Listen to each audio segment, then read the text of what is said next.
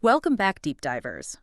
Ready to explore some uncharted territory in U.S. foreign policy? Always up for an adventure. Okay, so this time, we're going beyond the usual headlines about treaties and summits. Sounds intriguing. We're diving deep into public opinion. Public opinion. Yeah. How much do everyday Americans, the media, even those passionate citizen groups really influence what the U.S. does on the world stage? Ah, the power of the people. Well, in a democratic system like the U.S., understanding public opinion is essential. It's not just about what happens behind closed doors in Washington. Right, because those in power can't just ignore what the people think. Exactly. Yeah. But it's not as simple as the public wants X, so the government does X. We have to remember that the public is not one big blob. Oh, I see. It's more nuanced than that. Much more. You've got your elite opinion makers, folks in media, academics, those advising presidents. Then you have the attentive public, the folks who actively follow global news. And then, of course, the general public, who might tune in when things get really big on the world stage. Multiple publics with their own opinions. Okay, that makes sense. But how do we know what people really thought way back in the day, before opinion polls and the internet? Well, that's where historians have to get creative, becoming detectives, in a way. Historical detective. Exactly. They piece together the public mood by examining things like newspaper editorials, letters to the editor, even sermons. Wow, so they really have to dig deep. They do. They analyze policies and try to work backward to figure out what kind of public pressure might have led to those decisions. It's like a historical puzzle. Let's put on our detective hats and tackle a real-life example. What about the Spanish-American War in 1898? Ah, classic case. Cuba was fighting for freedom from Spain, and the U.S. jumped in. We all remember the rallying cry, remember the Maine. Of course. But was it really just about supporting Cuba? Or was there something else going on? Well, this is where it gets really interesting. We're talking about the age of yellow journalism. Yellow journalism. Yeah. Those newspapers that weren't afraid to sensationalize a story to sell more copies. Think dramatic headlines. Maybe even bending the truth a little. Oh, so they knew how to stir things up. They were masters at it. Right. And they certainly knew how to get the public fired up for going to war. So are you saying those newspapers were like the social media influencers of their day? That's a great analogy.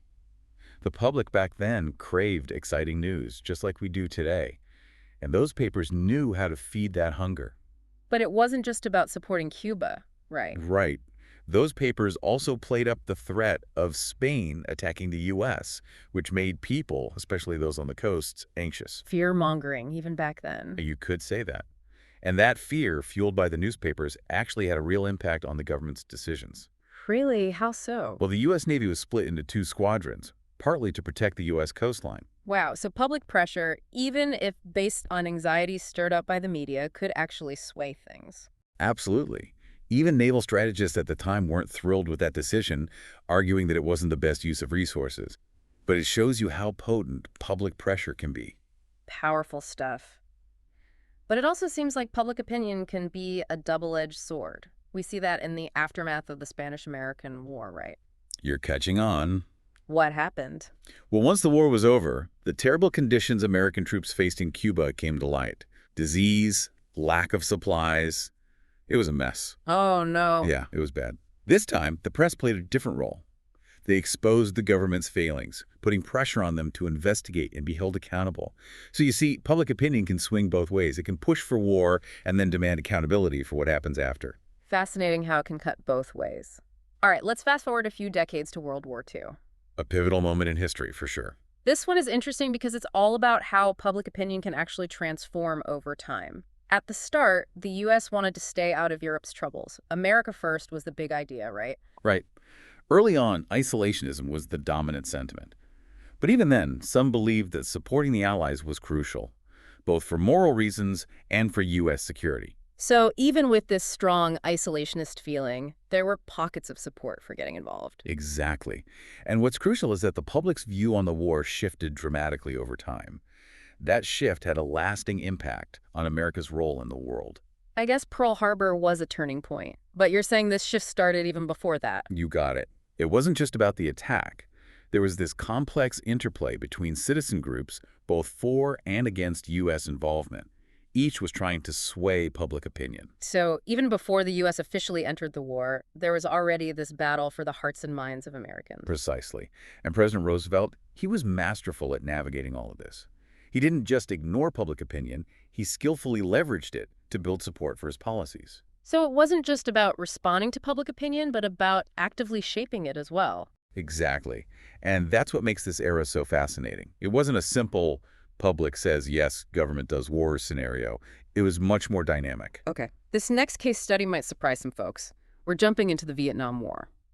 I think many believe that those massive protests and the media turning against the war forced the U.S. to pull out. Is that really what happened? That's a common belief, but it's more complicated than that. While those protests were significant, support for complete withdrawal actually remained relatively low, even during intense fighting in 1968. So if it wasn't just the sheer number of people protesting, what was it that finally led to the U.S. changing course? Well, this is where we see the power of influential individuals. It wasn't just about those on the streets, it was about who was speaking up. Senators, civil rights leaders, even former war supporters began publicly questioning its effectiveness and morality. So it was less about the volume of the protests and more about who was doing the protesting. Having those respected figures speak out, it changed the conversation, not just among everyday people, but also within the government. Exactly. It shows that sometimes a few well-placed voices can be more impactful than 1,000 shouts in the street. Right. It's not always about sheer numbers. It's about who's speaking and how effectively they challenge the narrative. From war protests to something a bit more relatable, money. Let's get into how economics, specifically tariffs, have actually shaped U.S. foreign policy. Yes, pocketbook politics. Economics have always been a major force in shaping how the U.S. interacts with the world. Back in the late 19th and early 20th centuries, organized labor was incredibly powerful. Powerful in what way? Well, their push for protectionist policies like tariffs on imported goods had a huge impact on trade with places like Cuba and the Philippines. But here's where things take an interesting turn. In the 1920s, a surprising group enters the scene, one that's often overlooked when we talk about foreign policy. Any guesses? In the 1920s, I'm going to guess women. You got it. Women leading the charge on foreign policy. That's pretty awesome. It is. It shows how groups we might not typically associate with foreign policy can have a real impact. So what did they do? Well, these newly enfranchised women in the 1920s, they spearheaded a campaign against high tariffs. Why tariffs? They argue that high tariffs hurt consumers by driving up prices. Makes sense. And their campaign was successful. It helped shift U.S. economic policy. It proves that public opinion, when organized effectively, can be a powerful force. It's amazing how something like a tariff, which seems kind of technical, could become a rallying point for a whole movement. It really is. It shows that foreign policy isn't just something happening in those government buildings. It's about everyday people. And the choices they make, absolutely. Choices that connect to a much bigger global picture. Speaking of connections, let's move on to a relationship that's always been a hot topic. Yeah. The U.S. and Israel. Yes, a complex issue with many factors at play. We can't ignore the influence of the pro-Israel lobby in Washington. But is that the whole story? American support for Israel feels much deeper than just politics. You're right, it does go deeper. The pro-Israel lobby is significant. But American support for Israel goes beyond politics. Yeah. There's a strong sense of shared values, religious heritage, even self-identification with the story of the Jewish state. I think many Americans see Israel as this underdog that's overcome incredible odds. It resonates with the American story, right? Absolutely. And a key moment that cemented that perception was the Six-Day War in 1967.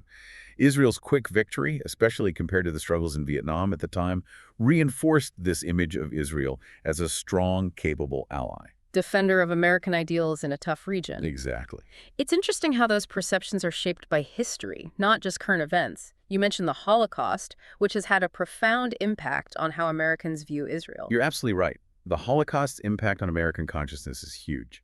It shaped this narrative of the Jewish people as survivors, resilient, standing up to tyranny. And that narrative became intertwined with American perceptions of Israel, especially as the survivor became a cultural hero in the U.S. Well said. It's fascinating how those historical threads weave together to influence public opinion. It's not just one event or one lobby. It's this tapestry of history, culture, shared experiences. Well put.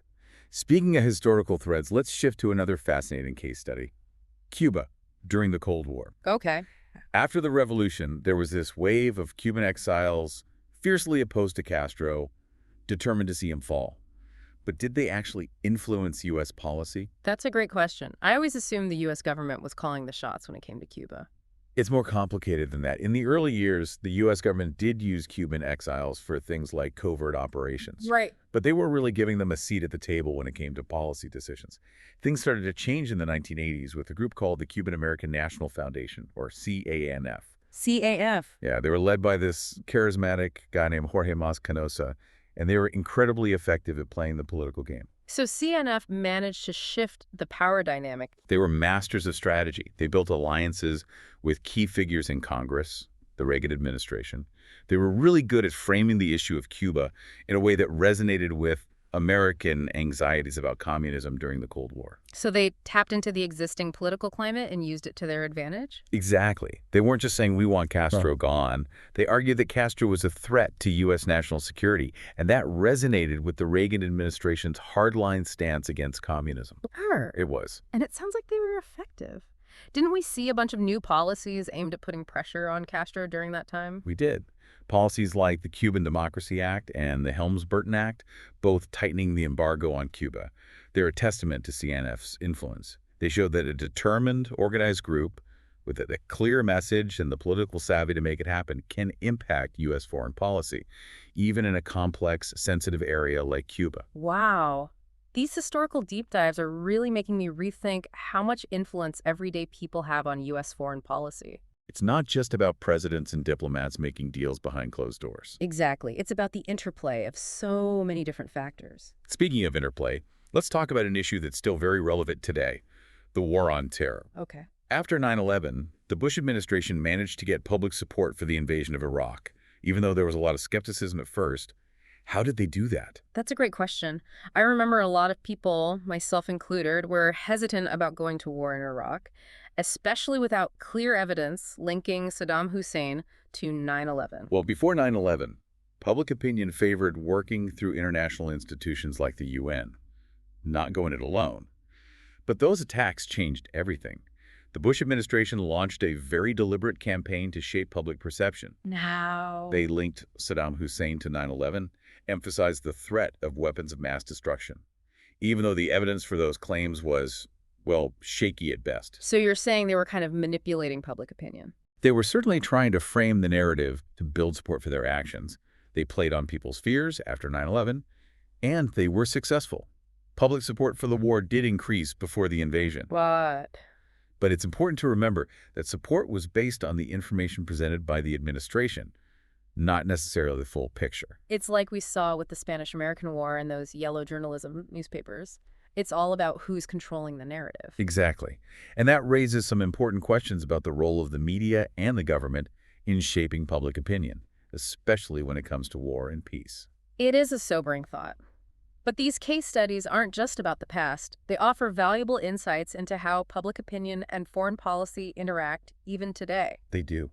These historical examples show us that public opinion isn't this monolithic thing. Yeah. It's made up of diverse perspectives, and it's constantly evolving. It seems like there's this constant push and pull between different groups, each trying to influence U.S. foreign policy. That's a great way to put it. And that push and pull is at the heart of what makes this topic so fascinating. You've seen how public opinion can be this powerful force, sometimes pushing the U.S. towards intervention, sometimes acting as a constraint. But one thing's for sure, it's never a simple equation. Absolutely. There's no one-size-fits-all answer to the question of how much public opinion shapes U.S. foreign policy. It depends on the historical context, the issue, the actors involved. It's a complex web of factors that all contribute to the final outcome. Okay, let's rewind for a moment and go back to the Spanish-American War. We talked about those sensationalist yellow journalism newspapers that were pushing for war. But were all newspapers on board with this war? I mean, surely there were some dissenting voices. You're right, there were. Publications like The Nation and the Springfield Republican were very critical of the push for war. They argued that it was unnecessary, that the U.S. should focus on its own problems instead of looking for foreign adventures. So even back then, you had different media outlets framing the issue in different ways. It's a reminder that the media landscape has always been diverse, even before cable news and the internet.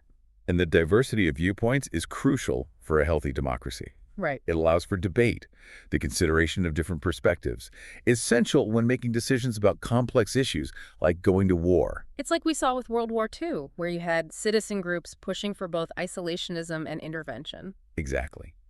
And President Roosevelt had to navigate those competing pressures as he tried to build support for his policies. He understood the importance of public opinion and how to shape it, but he also had to be careful not to overplay his hand. So it sounds like trying to shape public opinion can be a bit risky. It definitely is. You can never fully control the narrative.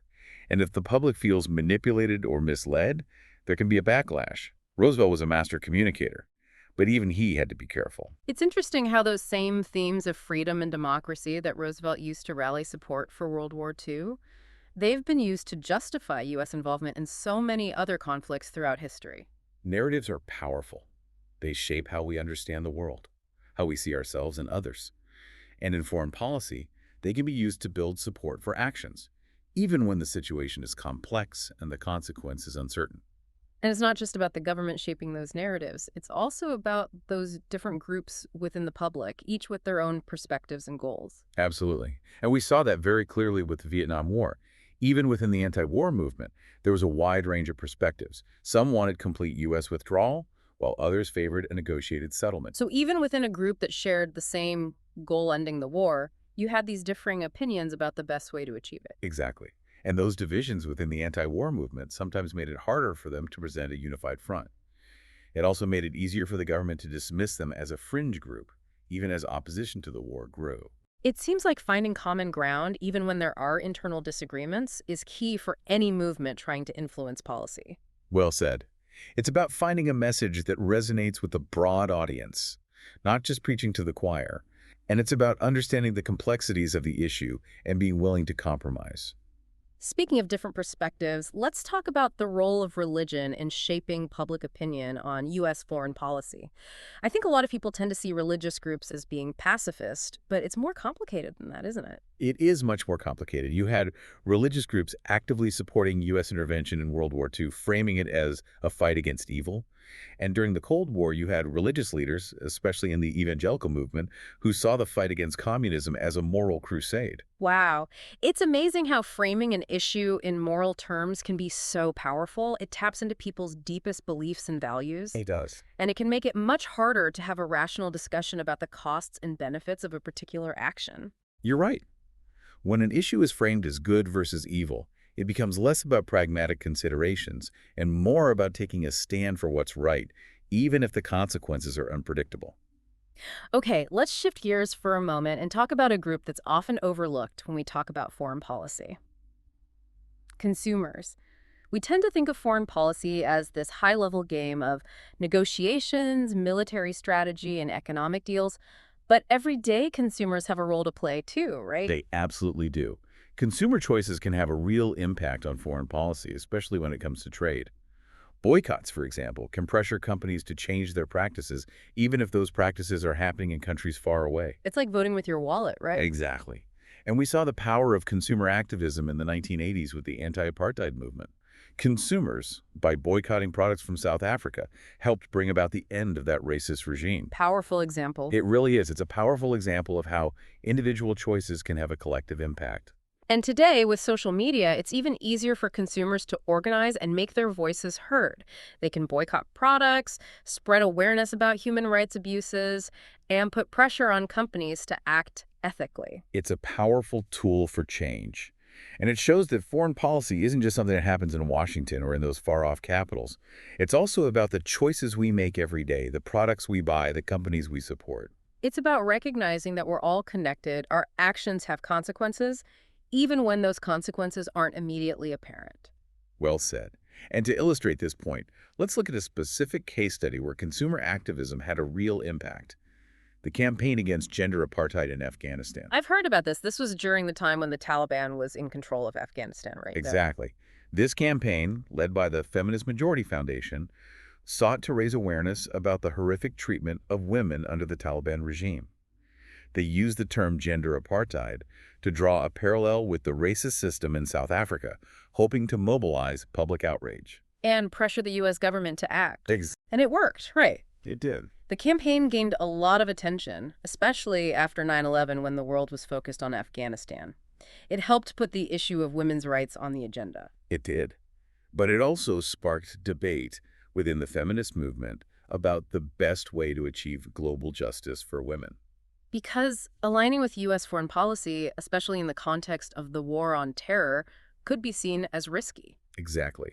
There was a real concern that framing women's rights as a justification for military intervention could backfire, leading to a situation where women are liberated by force with little regard for their actual needs and desires. So it's not as simple as saying, we need to support women's rights, therefore we should support military intervention. There are unintended consequences to consider. Absolutely. And that's why it's so important to have these conversations, to think critically about these issues and be aware of the potential downsides of even well-intentioned actions. It's all about finding that balance, right?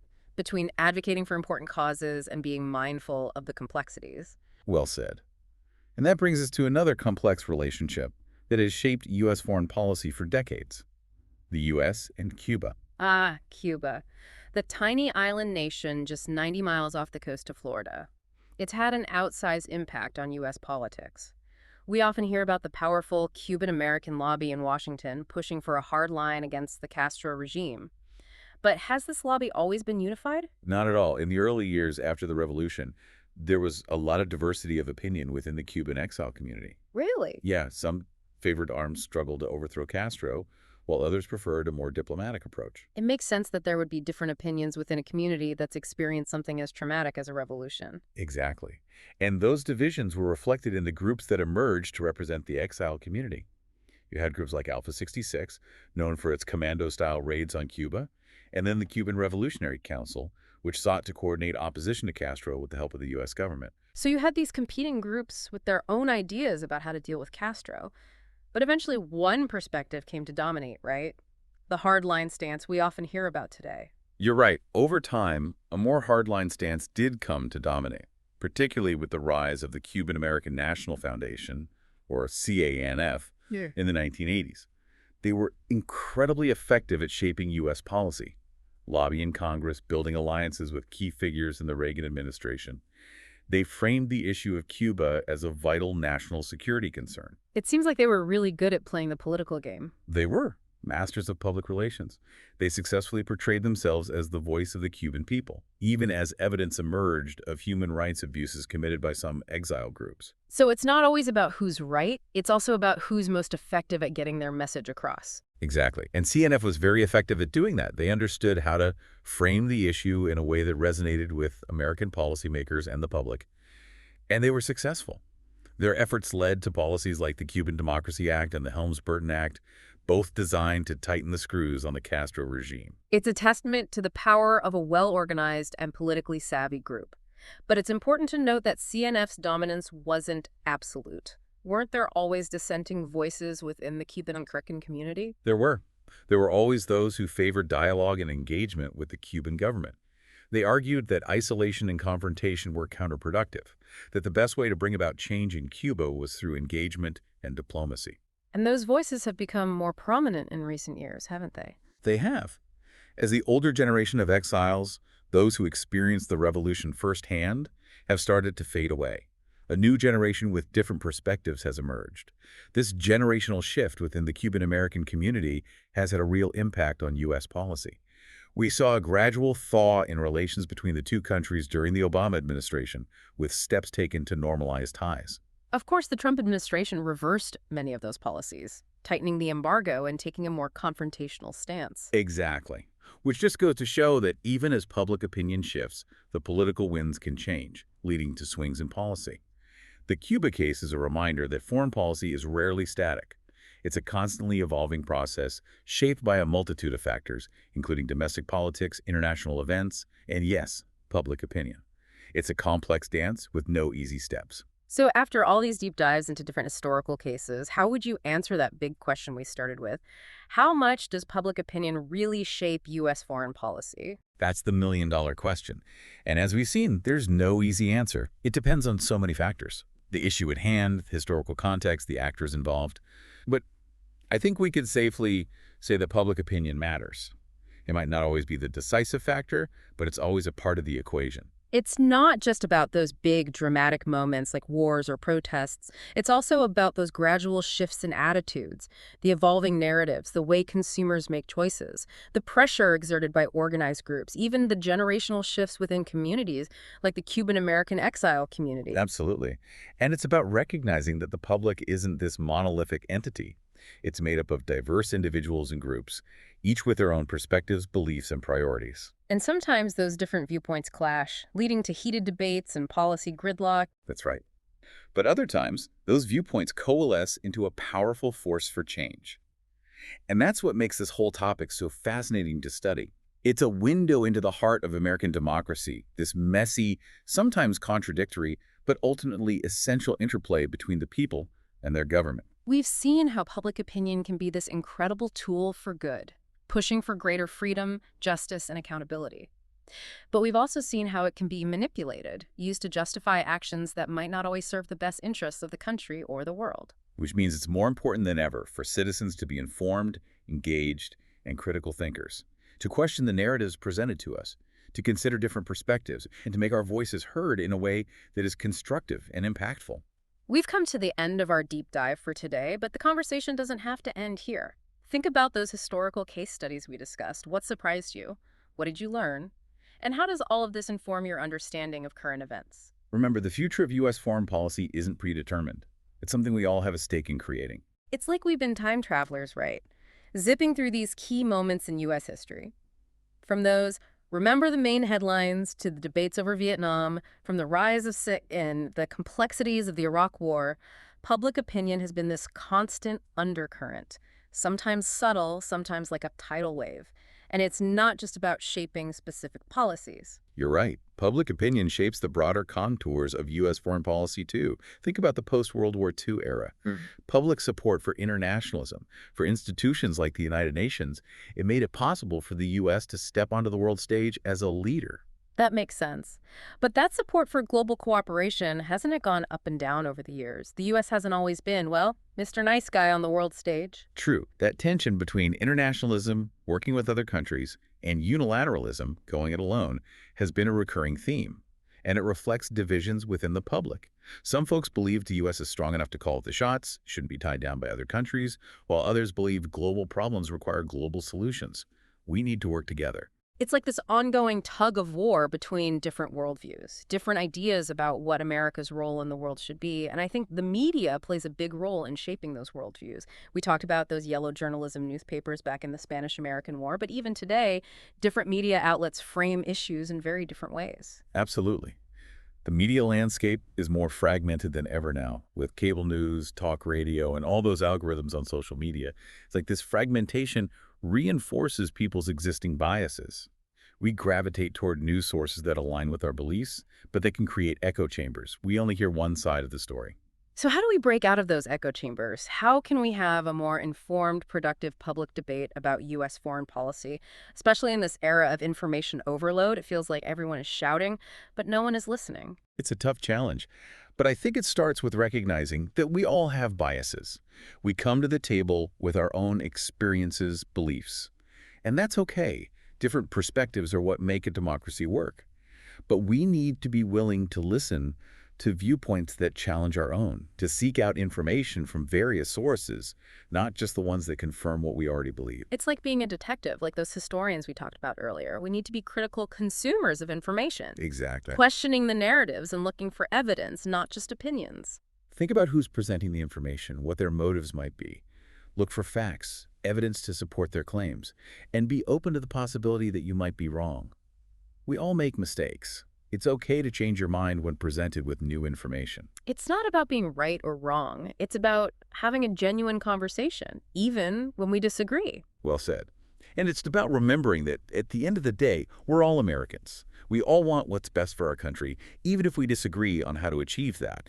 And foreign policy, perhaps more than any other area, requires a degree of unity, a shared sense of purpose. Because when the U.S. acts on the world stage, it's not just representing one party or one group, it's representing all of us. Absolutely. Yeah. Foreign policy is about the interests of the nation as a whole, and that requires finding common ground, building consensus, working together. to achieve goals that benefit all Americans. So as we wrap up this deep dive, let's remember that we're not just passive observers of U.S. foreign policy, we're active participants. Our opinions matter, our choices matter, our voices matter. Stay informed, stay engaged, and never stop asking those tough questions. The future of U.S. foreign policy is something we're all shaping together. Thanks for joining us on this deep dive. We hope you learned something new and maybe even feel a little more empowered to engage with this complex, fascinating world of U.S. foreign policy. Until next time, keep exploring, keep questioning, and never underestimate the power of informed citizens to make a difference.